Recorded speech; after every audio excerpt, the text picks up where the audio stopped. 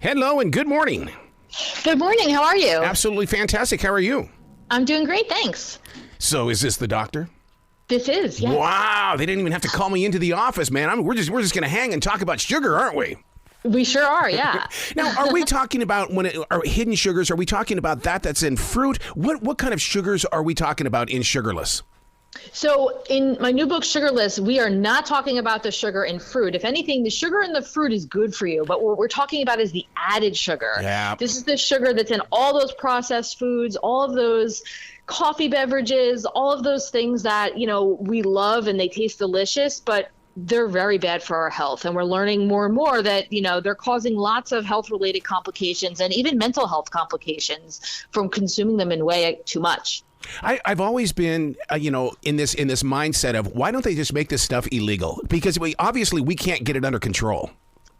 It's interesting. I think that we're really getting into this situation where it is getting out of control in terms of the fact that there's really no limits on how much added sugar you can add to these things. I mean, you look at some of the coffee beverages that are out there, not to pick on coffee, but they contain more sugar than they do coffee these days. So it's a full-on dessert. It's not a coffee drink anymore. And it's really, so bad for our health. There's so much research that backs that up.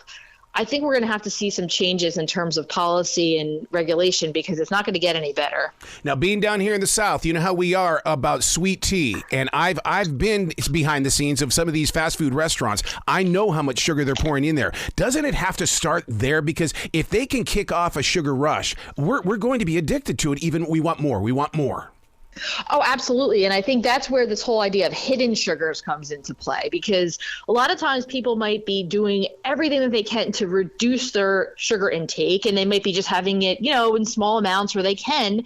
But like you said, if you're not preparing the sweet tea yourself, you have no idea how much sugar they're putting in it. Mm-hmm. And that's really where I think a lot of this begins is, going back to, some of these basics and really just trying to understand, how much is too much? And we should really have like a threshold in terms of how much we're adding to many of these products, because it's true, people are addicted to it. And it's something that is not going to be easy to break if we keep seeing this so pervasive in our food supply. Is sugar-free really sugar-free? Because my wife is so convinced that it's sugar-free, I can have it. We fell victim to this trap back in the 1980s and 90s, where if it was fat-free, it was good for us, right? Remember those days? Yeah. And, a lot of people, stopped eating fat because they were afraid it was going to give them a heart attack and, hurt their heart health. And they ended up gaining 20, 30 pounds because they all were eating a ton of carbohydrates and sugar. And so if it's fat-free, that means it's got a lot of sugar in it. If it's sugar-free, that means it's got a lot of fat in it, or it's got a lot of alternative sweeteners like monk fruit, stevia, all these other things, which guess what? They still activate your brain and affect that reward system and can contribute to the addiction. So my advice is try to reduce your reliance on processed foods. And that's really something that, you can see if it comes in a box, if it's prepared already for you. Odds are it's probably not as healthy as it should be, and try to really focus there in terms of what you're cutting back on. I think it's really funny that you talk about the processed food, because so many times you ask anybody about processed food and they go, oh, it's got too much salt. But we're not saying how much sugar does it have in it? It's got a ton of sugar in it. I think any day, I think any more, the problem is more the sugar than it is the salt when it comes to processed foods. I mean, if you take a look at anything in the grocery store, 80% of the processed foods in the grocery store contain added sugars. And, if we look in the grocery store, it's pretty much all processed foods these days, right? You have maybe like one or two aisles that have fruits, vegetables, and meats, and then the rest of it's all processed food. So I think that if you're really, worried about the dangers of processed food, you need to be worried about the sugar in the processed food, because that's coming into play along with the salt from, back when that was what our initial concern was. In Sugarless, you give us 30 carefully selected sugarless recipes. That right there is original. That's going to get people to put that book inside their kitchen. Yeah, I hope so, because I think that's really the key, is getting people, to realize that it doesn't have to be super difficult. And I get it. I got kids, I got a job, I got a house, I don't have all the time in the world to be preparing stuff in the kitchen.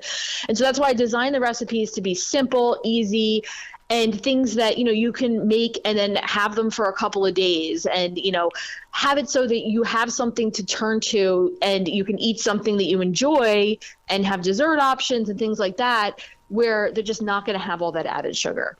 Breaking that habit with sugar. I know what I did with salt. I just added more pepper. So what would be a great way to break away from sugar? Add more pepper? Well, you could add more pepper. Pepper is a good thing. But I think you're right. It's a substitute, right? What you did was substitute something for the thing that you were trying to, minimize your intake of. Right. And so what I think, and that's one of the things I really advocate in the book, Sugarless, is, it's about reducing and replacing. We're not saying you're depriving yourself and you have to, completely eliminate sugar from your diet. It's about making it less of an impact on your health. Mm-hmm. And so finding out what it is about what you like to eat and then replacing it with something else. So for instance, beverages. A lot of times people are big soda drinkers, right? Yeah. And they have to think, well, what is it about the soda that I like? Is it the bubbles? Is it the caffeine? Like, what is it about the soda that I like?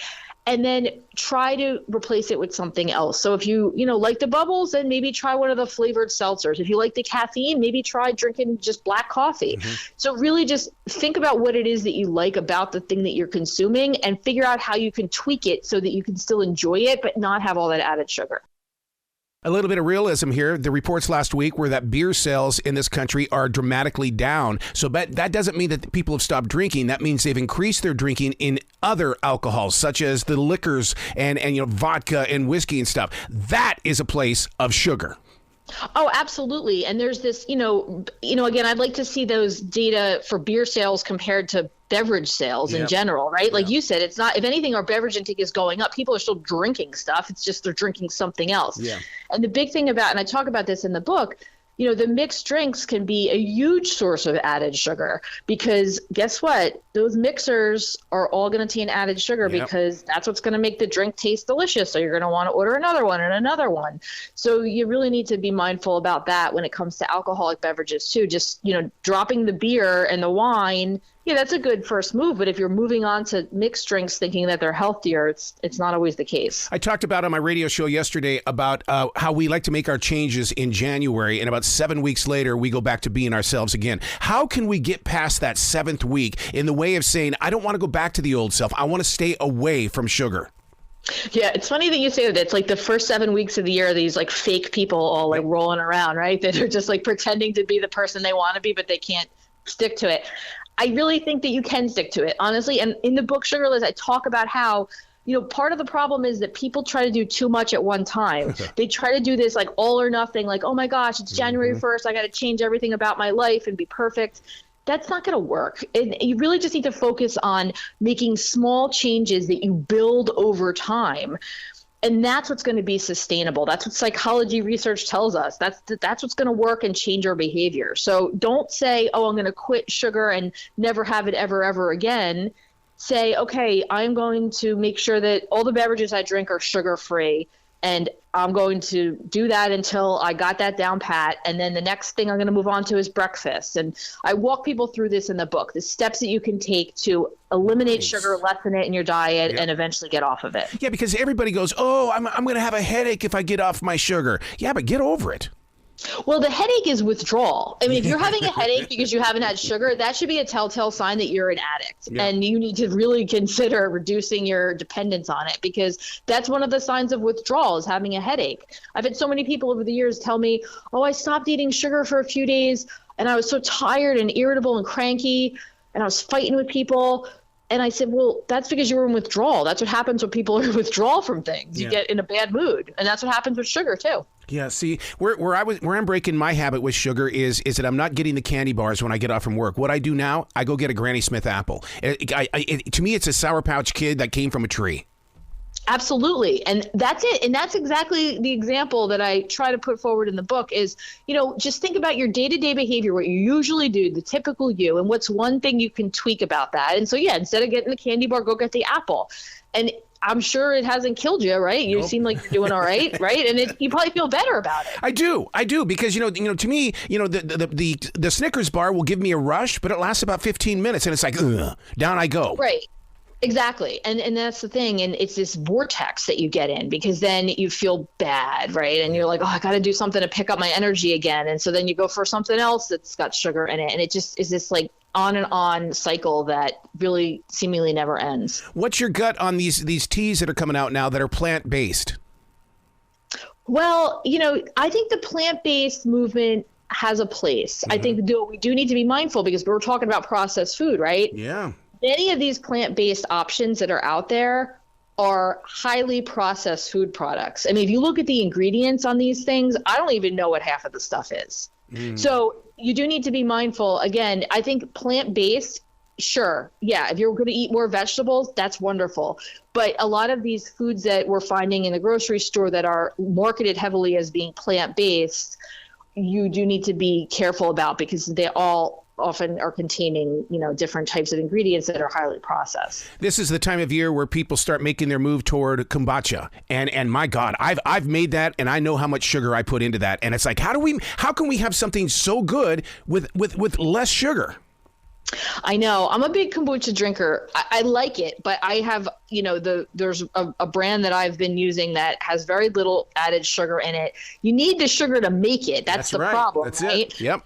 And, I think that it's really one of those things where, it's got so many health benefits for it. In many ways, I want to lump certain kombuchas, and not all, because some of them have way too much added sugar. They're more like a soda pop, into that category of like a piece of fruit, because there's so much, fiber, probiotics, and like benefits to the kombucha that kind of offset the added sugar that's in there. And that's kind of the same thing that happens when we look at an apple, for example. An apple has sugar in it, but it also has fiber and other nutrients that are beneficial to our health.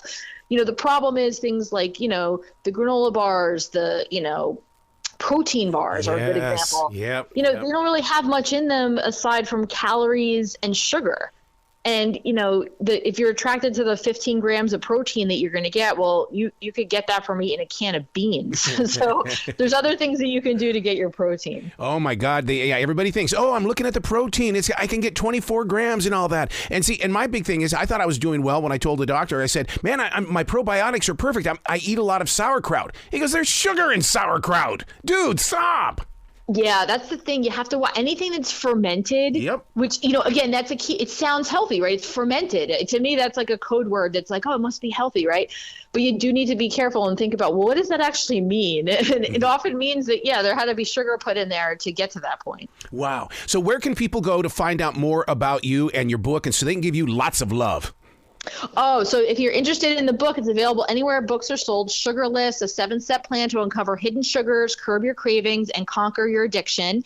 And you can learn more about me, Dr. Nicole Avena. I'm on social media. You can also find me at my website, drnicoleavena.com. How do we get that book to the front of the store when people first get in? I don't understand the business side of it and why certain books are up there, but this is one of those books that needs to be the moment you walk into the store. Well, you know what? I did see it in the front of the store when I was in there the other day. So that's a good sign. But I think, this is the time of year where people are looking to make changes. Yeah. And so, again, this book, I think, can really help, because it's not just about sugar. It's about changing your relationship with food, which is something that I think we're all in need of. Oh, man. Please come back to the show anytime in the future, Doctor. The door is always going to be open for you. Oh, absolutely. Well, you be brilliant, okay? All right. Take care.